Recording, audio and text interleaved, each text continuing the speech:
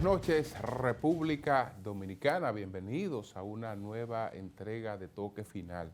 Esta es la mejor forma de concluir la semana lo mejor edificado posible sobre los acontecimientos más importantes del país y del mundo. El presidente de los Estados Unidos, Joe Biden, pues dio positivo de COVID. Él tiene 4 vacunas colocadas, 79 años de edad. La vacuna ya sabemos que no evita que una persona se contagie con el virus del COVID-19, sino que atenúa los efectos del virus, evitando pues las emergencias que se presentaban al principio de la pandemia y que llevaban a las personas a cuidados intensivos y a la muerte. Entonces, lo del presidente Biden es algo leve. Ahora bien, el presidente Biden debe pensar con tiempo, no postularse, no buscar el segundo mandato al que tiene derecho constitucional en los Estados Unidos. Él no está en condiciones de seguir al frente de la presidencia de los Estados Unidos de América. Ya sus limitaciones son muy obvias y cada cierto tiempo la Casa Blanca, el gobierno tiene que estar haciendo aclaraciones sobre cosas que plantea el presidente Biden, que a veces se queda en blanco, pierde como el sentido momentáneo de las cosas. Entonces, sobre los 80 años que ya él tendría para un próximo periodo, no es para estar al frente de un país que tiene el impacto de Estados Unidos en todo el mundo. Una de las razones por la que estamos en una situación más difícil en estos momentos, frente a la crisis económica mundial, frente al tema de la guerra en Ucrania, es justamente que el liderazgo mundial hoy está en condiciones precarias. Parte de esa precariedad la representa el presidente Biden. Yo creo que con tiempo él debe permitir que su partido trabaje un candidato demócrata, que se habla incluso que pudiera ser Gavin Newsom. Gavin Newsom es el gobernador del estado de California. Él tiene 56, 57 años, mucho carisma, pudiera ser pues un buen candidato demócrata, porque la vicepresidenta Kamala Harris no tendría posibilidades de retener el poder. Estados Unidos pues escogió ya un primer presidente negro. Ese presidente era hombre.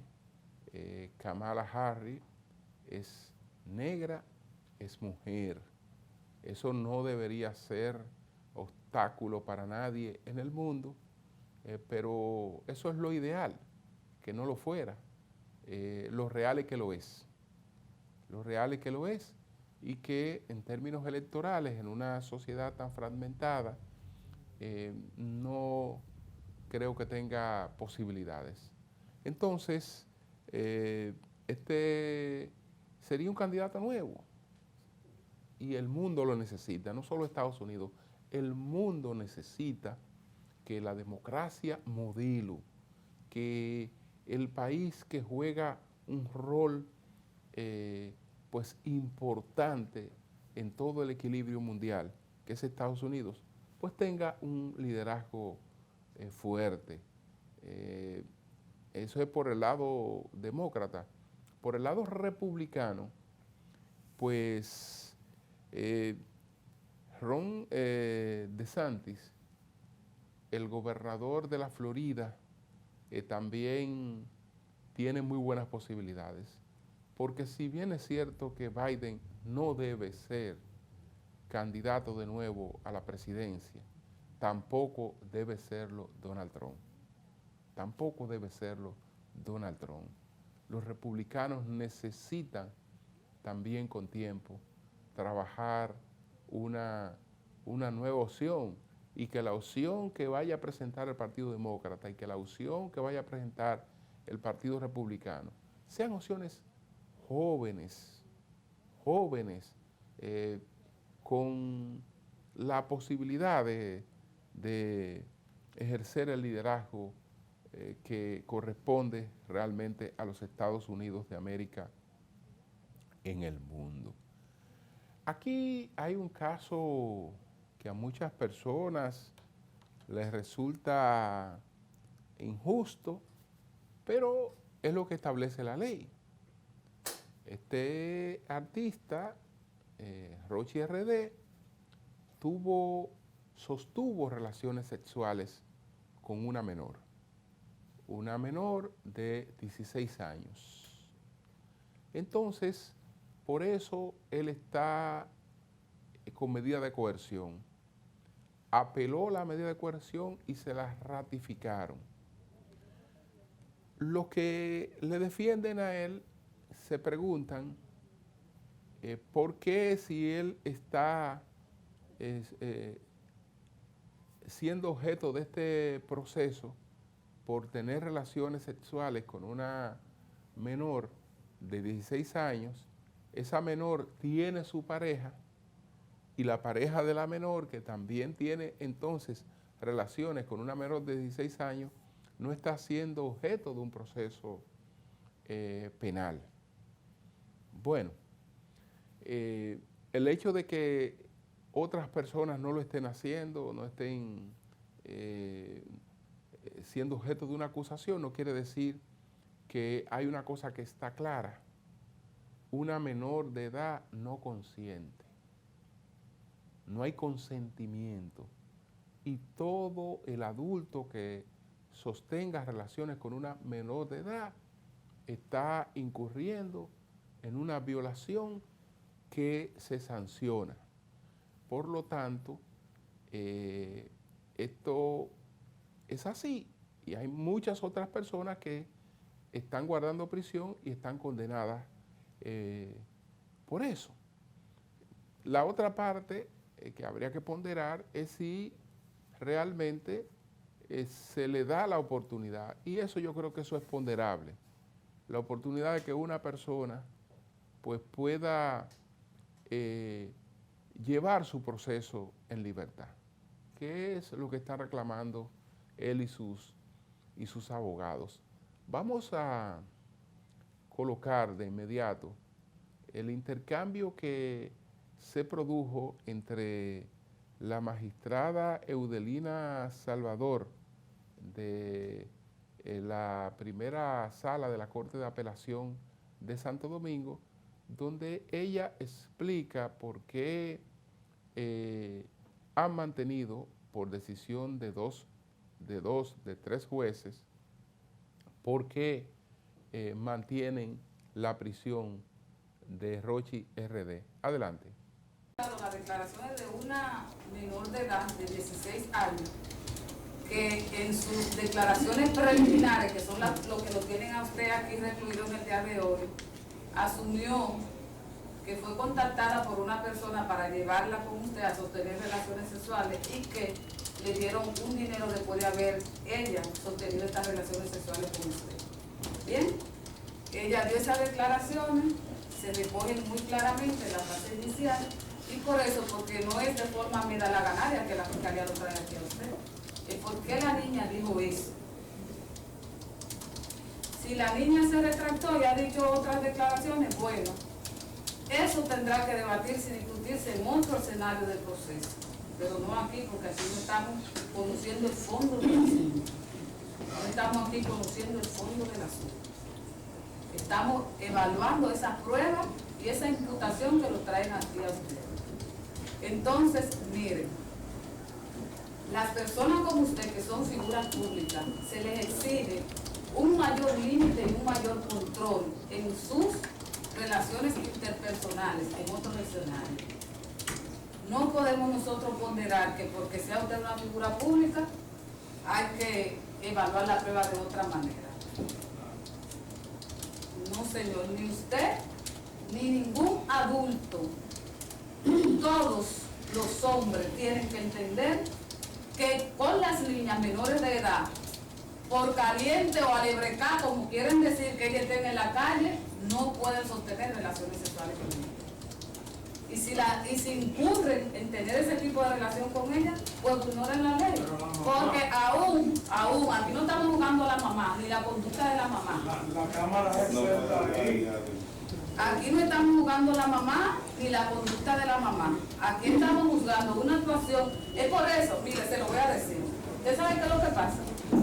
Que las personas o los hombres entienden que es una actuación normal y común el sostener relaciones sexuales con menores de edad. Y aunque ellas asientan a tener las relaciones sexuales, no es debido porque son niñas y no tienen el discernimiento suficiente para saber qué hacer en ese momento determinado. Y la ley reprime ese tipo de actuación. ¿Entendió? Y ustedes que son figuras públicas, se les exige todavía más porque ustedes son los que impactan sobre nuestra juventud. Bueno, esa es la situación, esa es la situación. Señores, vamos a una pausa. Al regreso, ¿cuáles fueron los 10 temas más importantes de esta semana?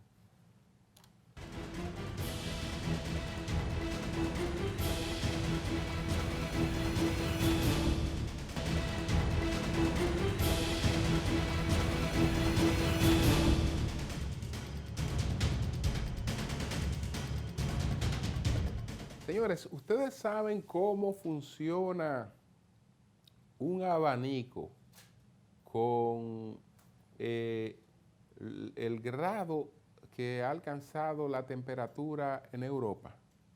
El abanico funciona como si fuera un secador de pelo. Es decir, ese caliente que suelta un secador de pelo es el caliente que la gente que prende un abanico recibe con una temperatura sobre los 40 grados, sobre los 40 grados Celsius. Es decir, imagínense cuál es la situación de una persona cuando tiene fiebre en 40.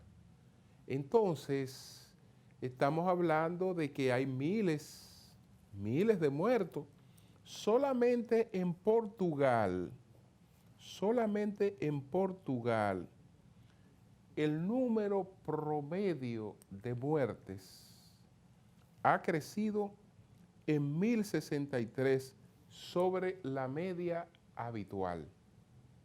Y entonces está la cuestión en España, está en Inglaterra.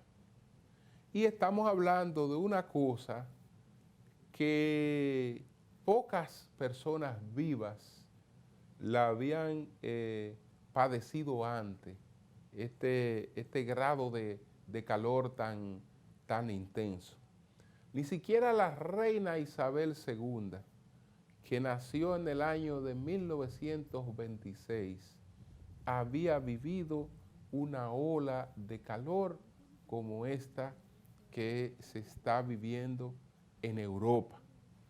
Y Europa entonces, con las limitaciones de una guerra, que es la guerra en Ucrania, que afecta mucho también el componente energético. Entonces, estamos hablando de un mundo que se complica porque es que todas las cosas están llegando juntas para crear un ambiente difícil. Esta misma semana, por ejemplo, además del calor, entonces el Banco Central Europeo produjo la mayor alza en los tipos de interés que se haya producido en 40 años en Europa. Encarecer el dinero para frenar la inflación. Eso quiere decir también disminuir la actividad económica. Eso quiere decir menos oportunidades para muchas personas, especialmente para aquellas que, como los dominicanos, como los hispanos, como los africanos, pues se van a Europa a tratar de alcanzar una mejor vida. Así andan las cosas. Vamos a ver ahora de inmediato cuáles fueron los 10 temas más importantes de esta semana. Adelante.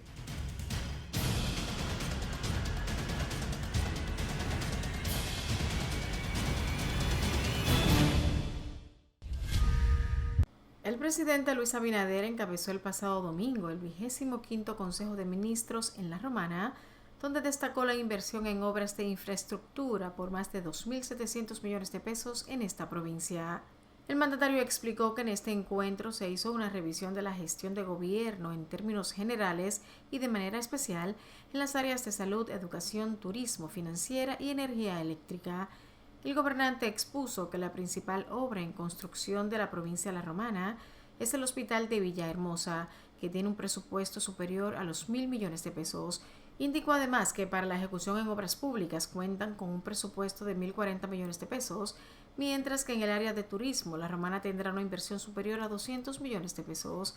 La jornada se llevó a cabo en el Salón Multiuso del Colegio Inmaculado Corazón de María, con la presencia de la vicepresidenta Raquel Peña, el presidente del Senado Eduardo Estrella, de la Cámara de Diputados Alfredo Pacheco, el ministro interino de la Presidencia Joel Santos, el ministro administrativo de la Presidencia José Ignacio Paliza y otros principales funcionarios del gobierno. El jefe de Estado manifestó que el objetivo de este Consejo de Gobierno es establecer las prioridades hablando con la sociedad, con funcionarios, con los alcaldes, el gobierno municipal y los legisladores. El presidente Luis Abinader anunció el pasado lunes en el lanzamiento del programa Tu Familia Va Primero que entregará 1.500 pesos a 1 millón de hogares con bono de apoyo familiar. Asimismo, añadió que a partir del 1 de agosto el incentivo económico Bono de Apoyo Familiar será expandido a distintas provincias del país, que beneficiará a 1 millón de hogares dominicanos. En su discurso, el mandatario señaló que el programa se extenderá a San Cristóbal, Peravia, San José de Ocoa, Azua, Barahona, Pedernales, Independencia, Bauruco, San Juan, Elías Piña, Monteplata, Montecristi, Sánchez Ramírez, El Ceibo y Dajabón. Los beneficiarios fueron seleccionados por el Sistema Único de Beneficiarios SIUBEN luego de un riguroso proceso de depuración en el que se identificó a 1 millón de ciudadanos que por su condición de pobreza fueron considerados para recibir el incentivo económico. Así, el bono de apoyo familiar está estrictamente dirigido a jefes y jefas de hogar dentro del índice de calidad de vida 1 y 2 que no reciben el subsidio de Aliméntate del programa Supérate, que están sin empleo o poseen un trabajo informal cuyos ingresos están por debajo del umbral de la pobreza. La crisis global provocada por la pandemia del COVID-19 y su repercusión en las economías del mundo llevó a los gobiernos y a los bancos centrales de la mayoría de los países a adoptar políticas expansivas con el objetivo de proteger la salud de la población, reactivar la economía y moderar el impacto en el ingreso y el empleo de los sectores más vulnerables de la sociedad. Dichas políticas crearon las condiciones para la reapertura de las economías, iniciándose un proceso sostenido de reactivación en varios países. En América Latina, las presiones inflacionarias permanecen elevadas, influenciadas por el incremento significativo en los precios internacionales de las materias primas y las distorsiones en las cadenas de suministros. Esta afirmación la hace el Banco Central en una nota en que explica que para contrarrestar la alta inflación, los bancos centrales de la región han estado implementando planes de normalización monetaria, realizando incrementos a sus tasas de interés de política monetaria. Apunta que en República Dominicana, como resultado del proceso de normalización de la política monetaria, el crecimiento de los agregados monetarios se modera significativamente. De igual forma, el Banco Central asegura que la actividad económica doméstica mantiene el buen desempeño al crecer 5.6% entre enero y mayo de este año. Y como reflejo de esto, el crédito privado sigue mostrando un alto dinamismo, expandiéndose en torno al 13.0% al cierre de junio. Sobre el mercado laboral, el Banco Central señala que el empleo se ha recuperado a niveles similares a los registrados previo a la pandemia y se observa una reducción en la tasa de desempleo abierto hasta alcanzar 6.4% en el primer trimestre de este año. Destaca además que se han fortalecido las reservas internacionales, superando los 14.400 millones de dólares por encima de lo recomendado por el Fondo Monetario Internacional. Conocer cada mes el monto de la tarifa eléctrica se ha convertido en uno de los grandes dolores de cabeza de los dominicanos, a pesar de que las autoridades han prometido en varias ocasiones estabilizar el servicio en todos los sentidos. Son innumerables las quejas de ciudadanos que han reportado un aumento significativo en el monto de sus facturas por el consumo que generan, en algunos casos, de hasta el triple de lo que acostumbran a pagar. En el mes de junio no hubo noticias alentadoras, ya que el ministro de Energía y Minas, Antonio Almonte, confirmó que se produciría un aumento de un 9% en la tarifa eléctrica. Lo cierto es que la situación ha provocado críticas, denuncias y hasta protestas que se han escenificado en varias de las oficinas de las EDES en demarcaciones como Moca, San Francisco de Macorís, otras zonas del Cibao y del Gran Santo Domingo. En tanto, el presidente Luis Abinader expresó que el aumento de las tarifas eléctricas se ha agravado por el costo del combustible, incluyendo el gas natural, el más utilizado en las generadoras, ha triplicado su precio en el último año y que el gobierno detendrá las alzas posteriores. Dijo que el gobierno ha determinado detener próximas alzas de la tarifa eléctrica hasta que cambien las circunstancias económicas en la República Dominicana. Un 57% de los dominicanos votaría por el presidente Luis Abinader en el 2024, de acuerdo a los resultados de la primera encuesta de RD Elige en alianza con el grupo RCC Media. El estudio establece que en cambio un 36% contestó que no votaría por el mandatario, mientras que un 7% respondió que no sabe. Estos resultados fueron dados a conocer en El Sol de la Mañana por Aldo Campuzano y Sergio Zaragoza, directores de la empresa Investigaciones Digitales, en compañía del empresario Antonio Espaillat, presidente del grupo RCC Media. Aldo Campuzano expresó que con respecto a la oposición, al presidente Abinader arrojó una diferencia de un 57% contra un 43%, una diferencia de 14 puntos. Asimismo, los resultados de la encuesta indican que el presidente Abinader tiene una calificación de 67.1% de aprobación. De acuerdo al sondeo, el presidente Abinader tiene una calificación de 61 puntos. De igual forma, la empresa encuestadora RD Elige arrojó que el alto costo de la vida es considerado por los ciudadanos como el principal problema del país, seguido de la inseguridad con un 11.2%.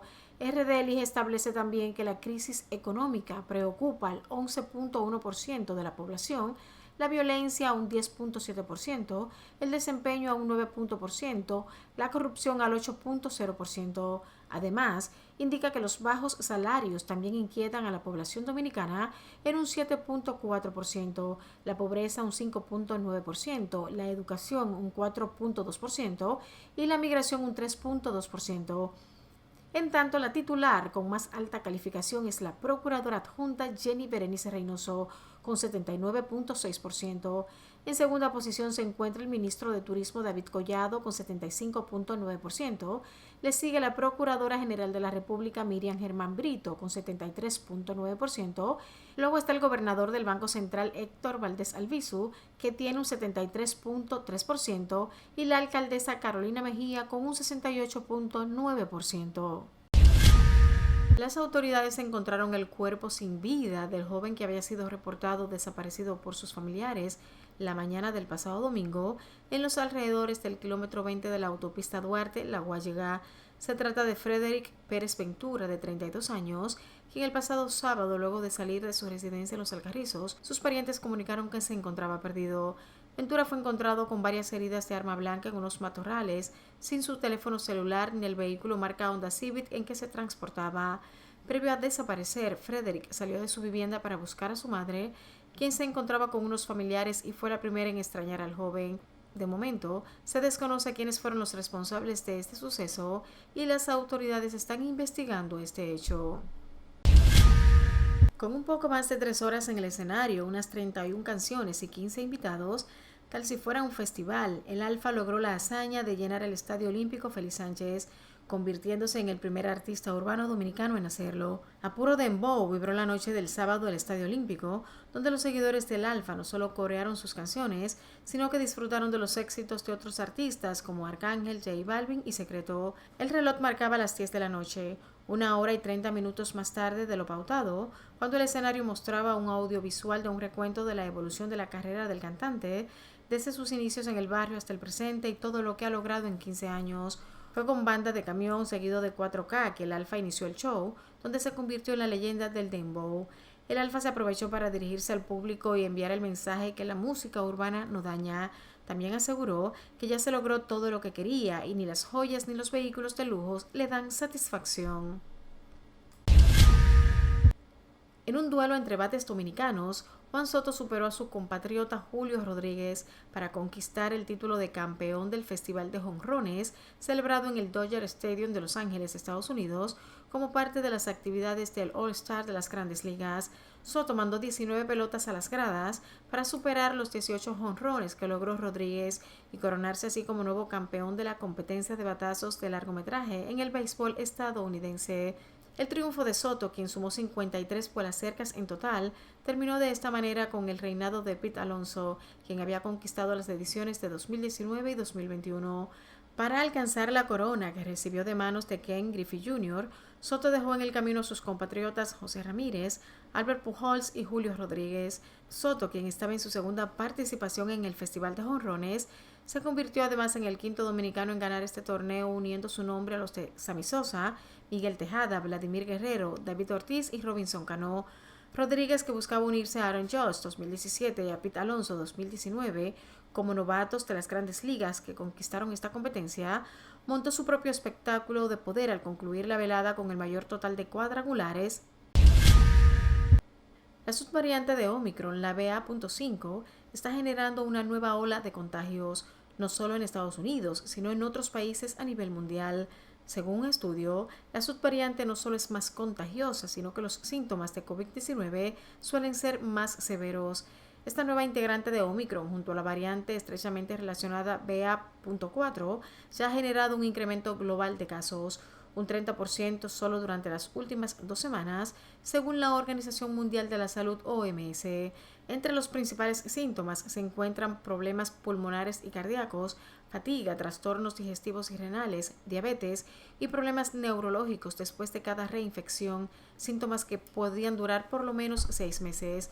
Es de preocupación que la probabilidad de presentar síntomas después de la reinfección fue independiente del estado de vacunación de la persona. En Europa, las subvariantes de Omicron han impulsado un aumento de aproximadamente el 25% de los casos, aunque el Dr. Michael Ryan, director ejecutivo del Programa de Emergencias Sanitarias de la OMS, señaló que en realidad esa cifra podría ser mayor, dado el casi colapso en las pruebas de detección.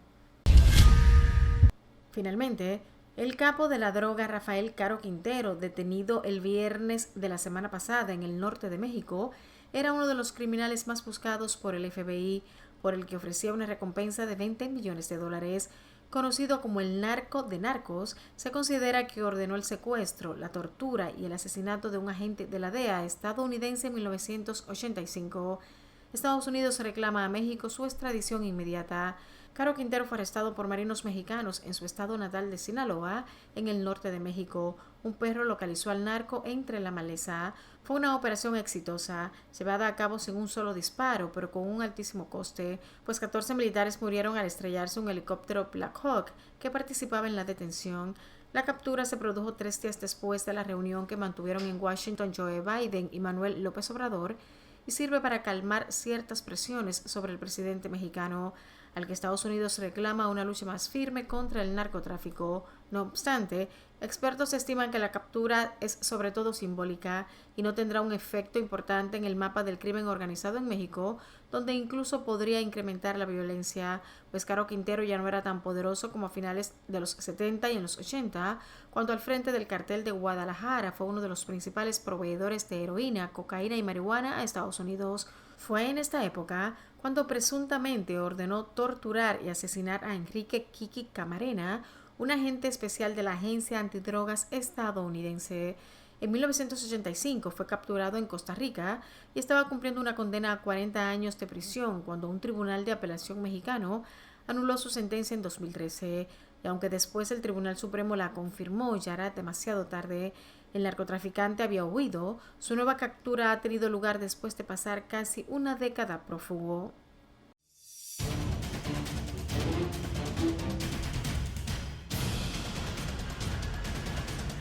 Señores, vamos a una pausa, retornamos en breve.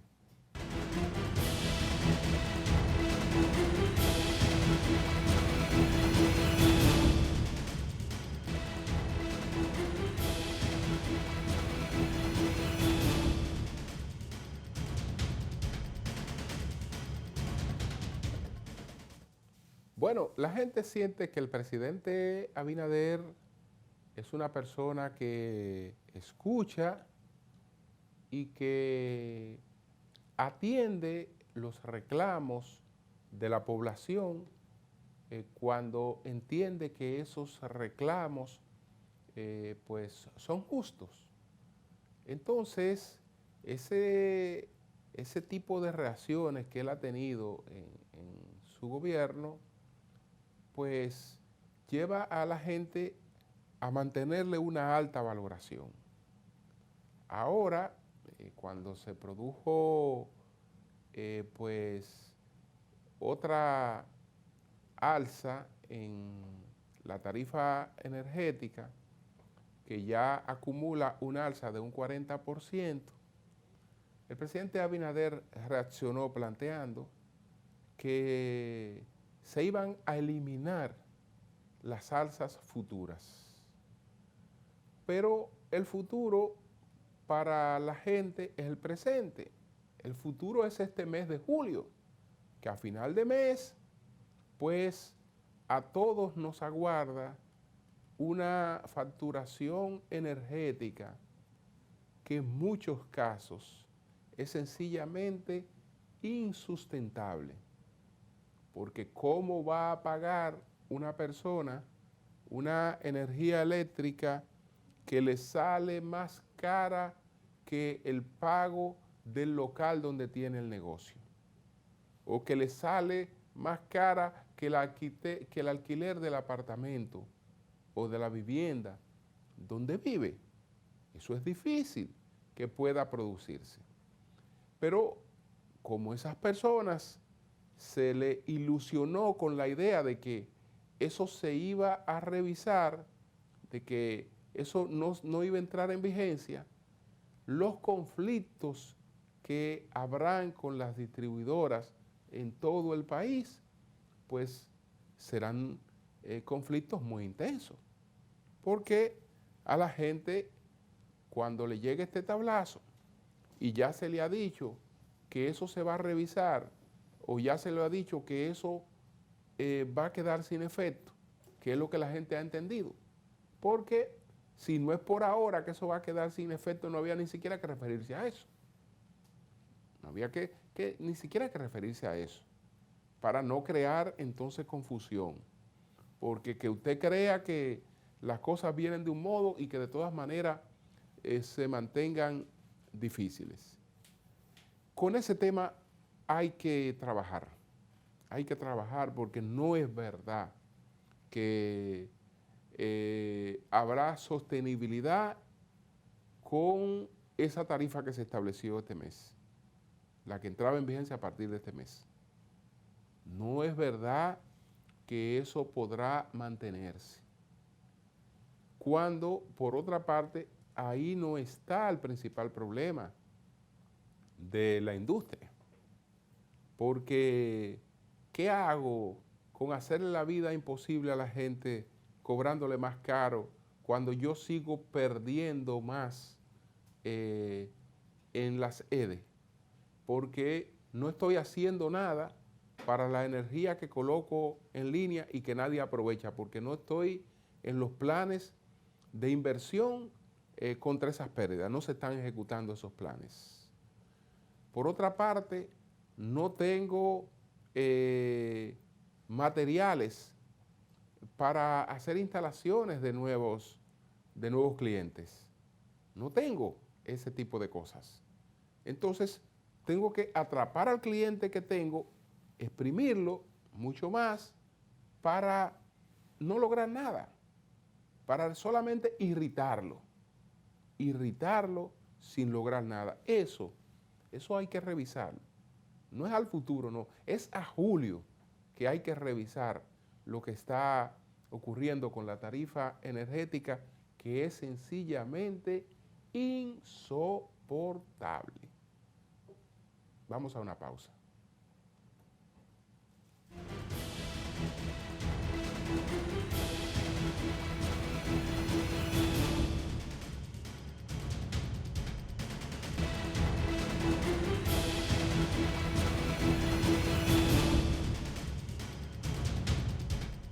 Bueno, señores, el Alfa llenó el Estadio Olímpico Félix Sánchez el pasado fin de semana. La verdad es que en estos momentos ningún merenguero pudiera hacer lo que hizo el Alfa. Tampoco lo puede hacer un bachatero que vaya pues a convocar al Estadio Olímpico, que poca gente lo ha llenado. El primero que lo hizo fue Fausto Rey, después pocas personas, lo hizo Pocho y Familia con la Coco Band, Juan Luis Guerra. Son contados los casos, y entre esos casos está el Alfa, que los presentes dicen que lo llenó a toda capacidad. ¿Qué representa esto frente al merengue y la bachata? Hay un desplazamiento ya de estos ritmos, y en lo adelante tendremos el reino del dembow. Vamos a ver qué opina Joseph Cáceres, a quien nuestro equipo le formuló las 3 preguntas. Adelante.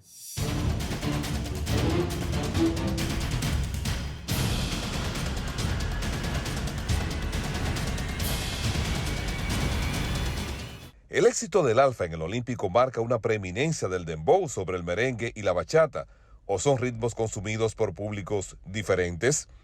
Pero el hecho de que los jóvenes gusten más del género urbano marca un desplazamiento de los otros ritmos. Realmente nosotros no podemos negar que hay expresiones, géneros predominantes en la preferencia de la juventud, porque somos de una generación que creció con el merengue, la salsa, luego con la bachata, géneros predominantes en épocas pasadas. Es una realidad que no se puede negar. Pero ese público de preferencia de lo tropical se mantiene. La mejor demostración ha sido lo que sucedió este fin de semana pasado, que mientras el Alfa estaba atronando en el Estadio Olímpico, los merengueros, con una producción que se hizo denominada El Reencuentro en el Hotel Jaragua, pues tuvieron una noche fabulosa, que no se pensaba que eso podía ocurrir, que mientras la juventud estaba con la música urbana en el Estadio Olímpico, no podía llenarse un aforo como el Teatro La Fiesta, como sucedió precisamente con ese reencuentro de merengueros en el Hotel Jaragua.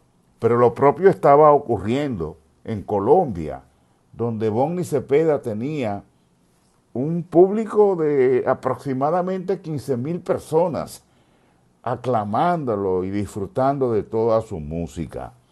El Torito aquí también estaba en una presentación multitudinaria esa misma noche en Jarabacoa, una presentación que hubo allí con una preferencia y una solidez en cuanto a la concurrencia, que aquello era, pues, daba gusto verlo. O sea, señores, estamos en presencia de una expresión de la juventud con su música urbana, pero predomina, está latente la música tropical también, con un público que quizás es más adulto, pero que genera toda una corriente de aceptación que se mantiene. Se apuesta a que se mejore la lírica del dembow, pero cree que cuando su contenido no sea desafiante a las reglas morales, no mengüe su éxito. El alegato que tienen algunos urbanos es que cuando se han salido de lo tradicional que hacen, pues no han tenido la misma repercusión de cosas que hacen con expresiones vulgares, ofensivas, y dicen que eso es lo que venden, o que lo que los vende a ellos.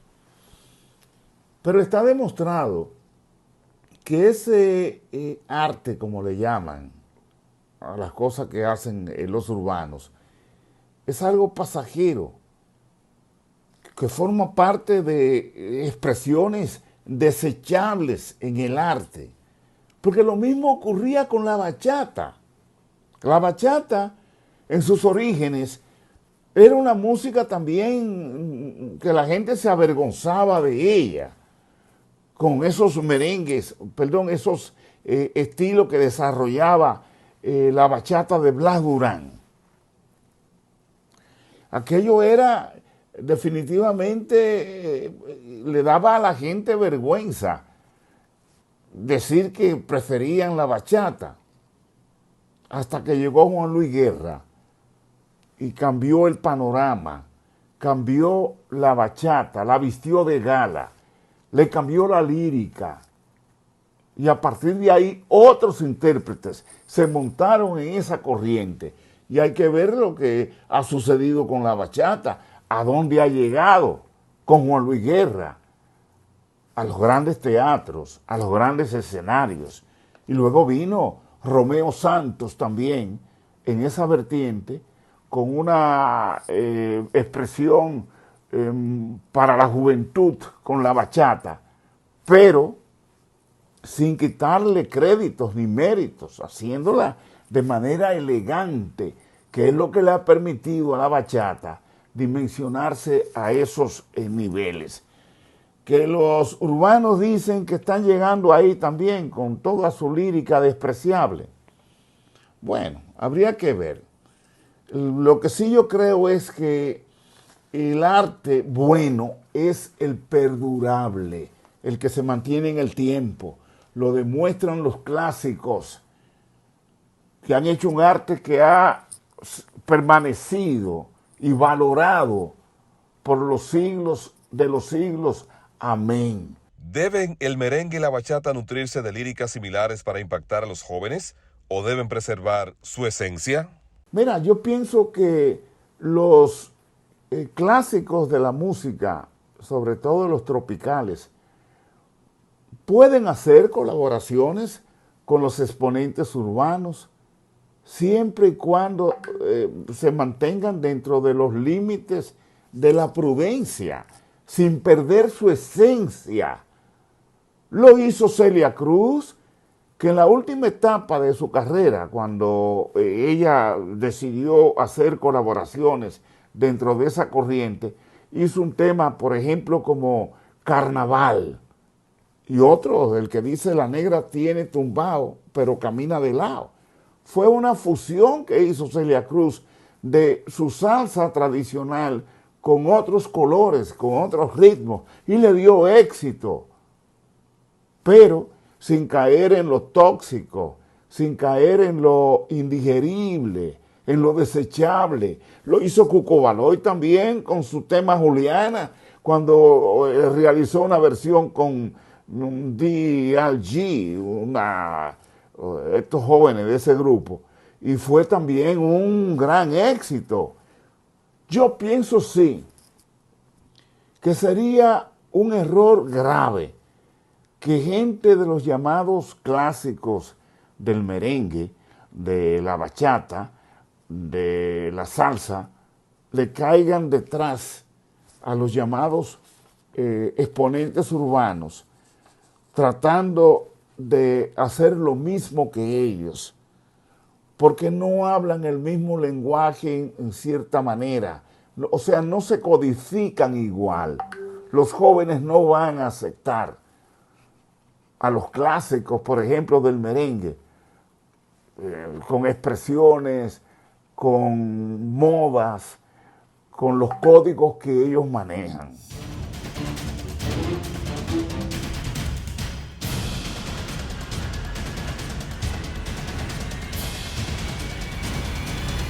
Bien, señores, hacemos una pausa y retornamos en breve.